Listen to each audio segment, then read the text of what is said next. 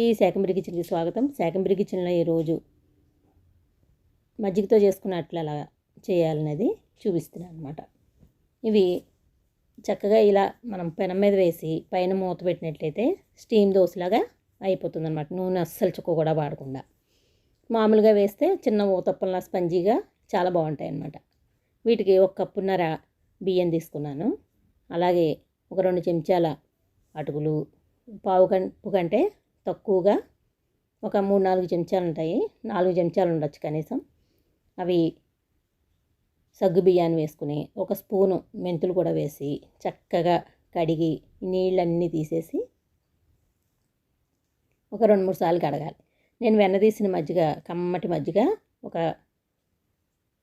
2 గ్లాసులు ఉంటుంది చిన్న గ్లాసులతో. ఆ గ్లాసులతో ఉన్నది ఈ బియ్యంలో వేసుకోవాలన్నమాట. నిండుగా నిండే వరకు ఈ బియ్యంలో పోసి పెట్టుకోవాలన్నమాట మజ్జిగ. మన దగ్గర పెరుగు ఉంటే పెరుగు కూడా చిలికి పోయొచ్చు అనమాట. కనీసం ఇవి 6 గంటలు నానబెట్టుకోవాలి. 6 గంటల తర్వాత ఇలా అవుతాయి అన్నమాట. ఇప్పుడు వీటిని మిక్సీ జార్లో కానీ వెట్ గ్రైండర్లో కానీ వేసి రుబ్బుకోవాలన్నమాట. ఈ రుబ్బింది చాలా మెత్తగా ఉండాలన్నమాట. చూసారు కదా ఎంత మెత్తగా వచ్చిందో. ఇప్పుడు ఒక గిన్నెలో వేసి రుచికి సరిపడా ఉప్పు, ఒక స్పూను, చిన్న స్పూన్ ఉంటుందన్నమాట వేసుకున్నా. మీకు ఉప్పు చూసుకుని వేసుకోండి మీ రుచిని బట్టి. చక్కగా వీటిని బాగా మిక్స్ చేసి ఉప్పు వేసి మూత పెట్టి పక్కన ఒక 6 గంటలు పెట్టుకోవాలన్నమాట. ఇదే సమ్మర్ సీజన్ అనుకోండి, 1 గంట పెడితే బయట సరిపోతుంది అనమాట. వేడికి బాగా పులుస్తుంది. ఇప్పుడు వింటర్ సీజన్, రైనీ సీజన్లో ఇది కొంచెం 6 గంటలు బయట పెట్టినా ఏమాత్రం ప్రమాదం ఉండదన్నమాట. చూసారు కదా చక్కగా అయింది. 6 గంటల తర్వాత మనం ఒక పెనం పెట్టుకుని శుభ్రంగా తుడిచి డైరెక్ట్గా మనం వేసేసుకోవచ్చు అనమాట. ఇవి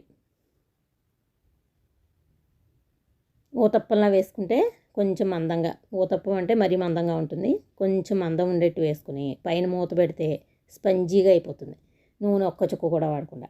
కాకపోతే నేను కొంచెం నూనె వేసి కాల్చుకున్నాను అనమాట. ఒక 1/2 స్పూన్ నూనె వేసి చక్కగా ఒక 2-3 నిమిషాలు పెడితే ఇలా జాలి జాలీలాగా వస్తుందన్నమాట. దాన్ని వెనక్కి తిప్పి ఒక్కసారి కాల్చుకుంటే సూపర్గా ఉంటుందన్నమాట టేస్ట్. పిల్లలు పెద్దలు అందరూ కూడా ఇష్టపడి తింటారు. మరి ఎక్కువ పులిసిపోదు కాబట్టి ఇవి సరిపడా పులుపే ఉంటుంది, కొంచెం చిరు పులుపు ఉంటుంది కాబట్టి ఈ సీజన్లో చాలా టేస్టీగా ఉంటాయి అన్నమాట. ఇది చట్నీతో కానీ పొడితో కానీ ఆవకాయతో కానీ ఎలా తిన్నా బాగానే ఉంటుంది. నా వీడియోలు మీరు అందరూ చూసి నచ్చినట్లయితే ఒక లైక్ చేయండి, షేర్ చేయండి, సబ్స్క్రైబ్ చేసుకోండి. ఈ వీడియో మీరు అందరూ చూసినందుకు ధన్యవాదాలు.